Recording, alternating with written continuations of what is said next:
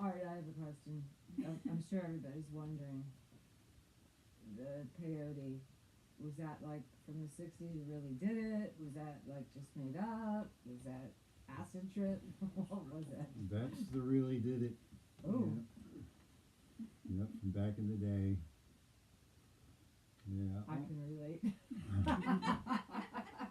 I hate to admit. I thought that sounded, I heard that in your voice when you were asking the question. I saw a few things.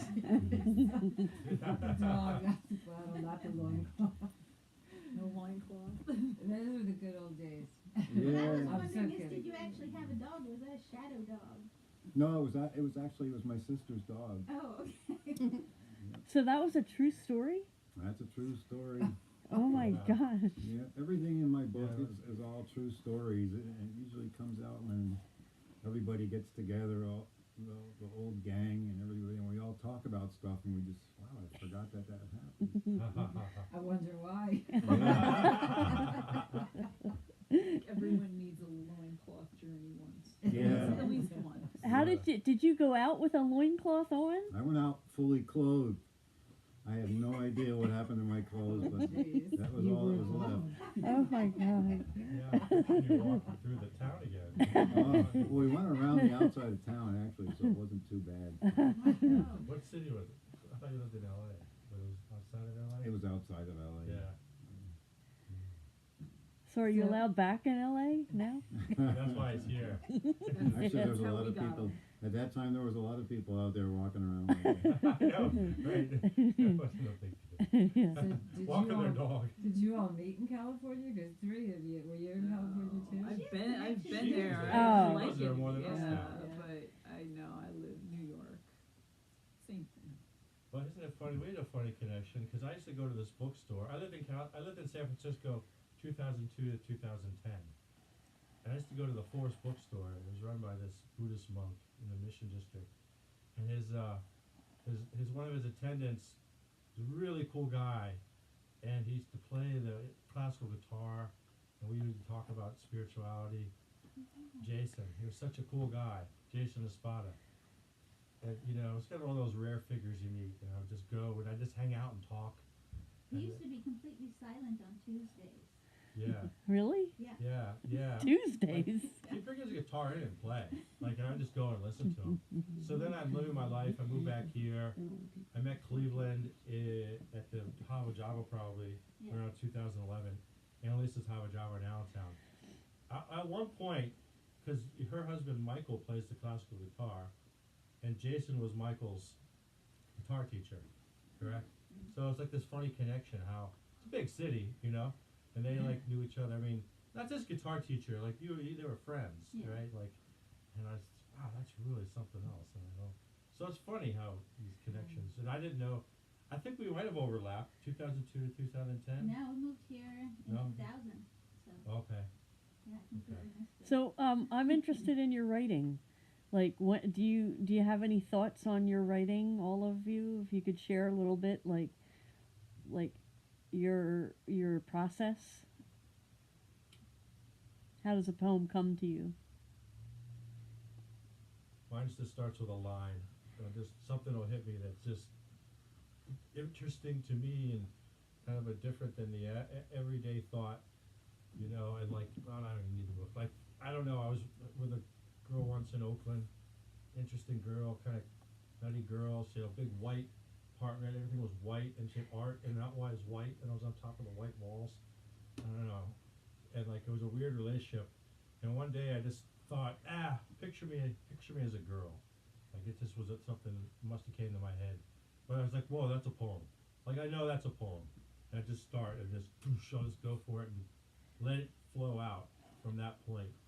And I don't really know where I'm going often, but I guess subconsciously there's something in there that will draw you or pop up.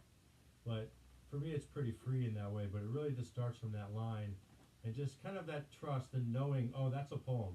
Like, that intrigues me enough. It kind of gets the juices flowing enough. It's not like saying, like, hey, how are you doing today? It's just like, oh, picture me as a girl. Like, Yeah. do you don't like sit down the same time every day and write?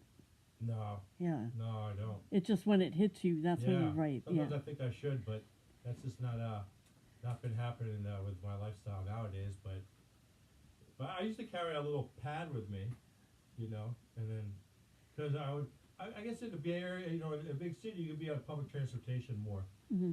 you know, so you have time. I'd have time. I commute an hour and a half to 3 hours every day, so sometimes I'd write, you know. So it gives me the opportunity, just if I have that moment, you know. So that's kind of how it comes for me. Lynn? I think there's a big difference between what I write and what I share. And I think we don't always maybe think about, you know, so I write a lot. I write nonsense. I write, you know, I have boxes of things that That's a good write. point. Yeah, And, yeah. you know, it's Yeah. purging, emotional purging. It's a lot of different things. Something inspires me, you know, insomnia, whatever. But there's a difference between what I choose to, you know, go beyond myself. And usually it's something that I feel that others have maybe felt or could on some level relate to, or something that I feel is, I don't want to say bigger than me because that sounds, you know, but I feel like there's a lot of common experiences that so many of us have and walk around with, that we connect to one another. You know, people who have experienced it often can see it in other people. You know, like you said, you could kind of tell that the question that, you know, there was a little bit of, I've had a loincloth moment. You know, I said I didn't have Right. one. You didn't have a loincloth. I had Acid other, not a loincloth. But I think Are you sure? we recognize. I think we become people who put on, you know, the mask, and you know, we wear faces that are not necessarily who we are, and we see, I think, in other people what's under that.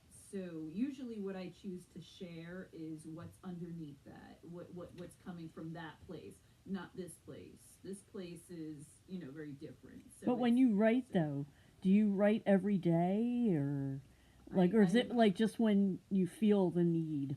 You know what? I for a long time I thought, oh well, I should write. And Yeah. I should do this, and I Shoulda, should do those shoulda. things. And I had this, you know, and people would put on social media, I wrote 3,000 words today of my novel, and I'd go, well, damn, like look at you, like, you know. And I would think, well, why am I not like that? And then you know what I said? You know what? I write when I want to write. I do it when I feel like it. I share it when I feel like it. I read it when I feel like it. I'm also a visual artist. I paint. I make jewelry. I make buttons. I do a little bit of everything. You know, I have insomnia, so I do it when I feel like it. Yeah. I don't feel that creativity should be work. Yeah. I go to work. I get paid to be there. Yeah. But writing is not that. Yeah. Writing is not that for me, and hopefully not for people who do it. So if I don't feel like it, I don't. I mean, not today. So, and that's it. I don't stare at the page and go, God, why do I have this writer's block? Right. Writer's block means do some laundry. You know, get up. That's what Yeah. that means to me. Go for a So, walk. yeah, I Yeah. kind of change the way I see it. It's not work to me. It's something that I feel, you know, like I should do when I want to do it. You know. Sure. So, yeah. Yeah, I will try and, like, I could go a really long time without writing, and have. So sometimes what I try to do, because my time's like closely constrained, I try and like get up at a ridiculous hour, like 5:30 in the morning. To me is completely You? absurd hour. Cleveland. It's come to that. Getting up at 5:30 in the morning, if I get to bed in time, and write something with the idea of, like, I write things in the way that, like, you'd write to a prompt, where it's like you're not married to this thing. If it doesn't come out well, Yeah. not a big deal. And sometimes something comes out of that. I end up with a lot of things that are just, that was a bit of nothing. But it makes me try things a little bit if I feel like I want to be doing something. I write things when I'm working on this big poem for my mom, which is driving me crazy. Wow. And it's hard because it has to be, I decided it has to be like in rhymed verse in the manner of the 19th century American poets, because that's the style she grew up with and enjoys. So I feel like her poem should be in that manner. Wow. And it's hard to do that well. Yeah. So I hide from that by doing little poems. And, some of them are good. So, some like of them for aren't. example, you said you Yeah. have this poem for your mom. Like, Yeah. did that come to you? I want to write a poem for my mom. Yes. Uh-huh. Yes. I just, it's a specific story that she's told her whole life. The story of this water lily that she saw when she was like 5 years old. And she was like wading out into the lake to get the water lily. And her mom said, "Marjorie, get back here!" She turned right around and went away. And then she didn't get the water She lily? didn't get it. So Oh. she always thinks, oh, should I get this? If I don't get it, it might be another water lily. Wow. Mm. But, you know, there are just so many different angles to this. It's a story that's been told and retold by different people in the family, friends of the family, people who've never met my mom have heard this story. So it's grown. That water lily she didn't get became this huge thing, took on life of its own. I felt like I have to write her a poem about that. But I don't know what I'm going to say about it. And it has to be in rhymed verse. So you can see why I'm Takes hiding work. from that. Takes a lot of work. That's hard. What about you, Bert? What's your deal? Actually, I traveled around a lot, around the country, and the first time I traveled, I was really poor. And I did it all just by getting where I could, how I could. And Hitchhike.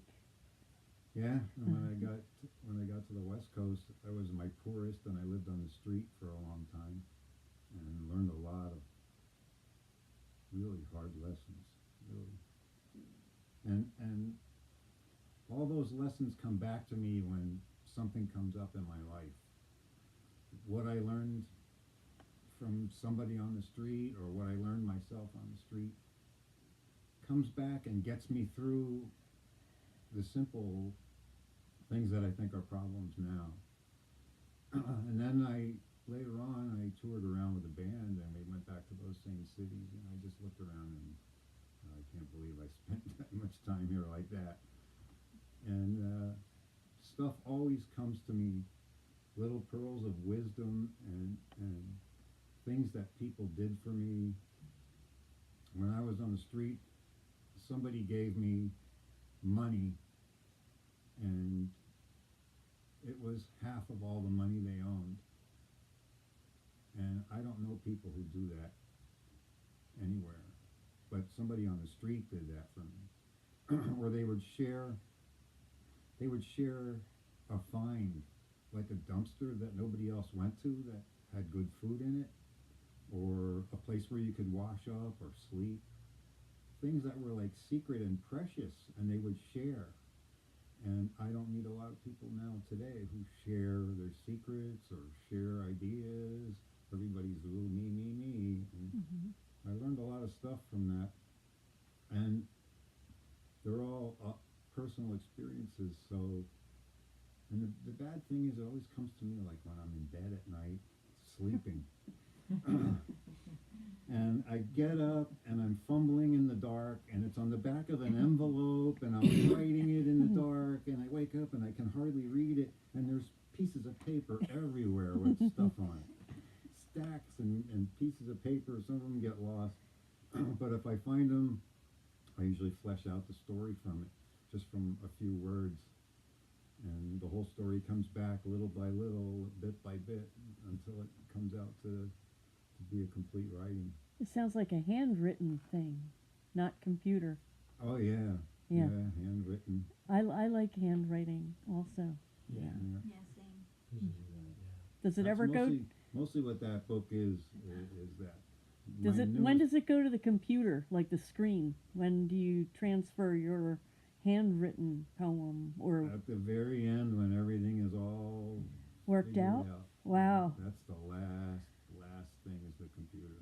Huh. That's interesting. Yeah. Doesn't make it until the end. And my next book will probably be a lot more whimsical. This one was more a lesson learned kind of thing. So that's how mine goes. Thank you. Any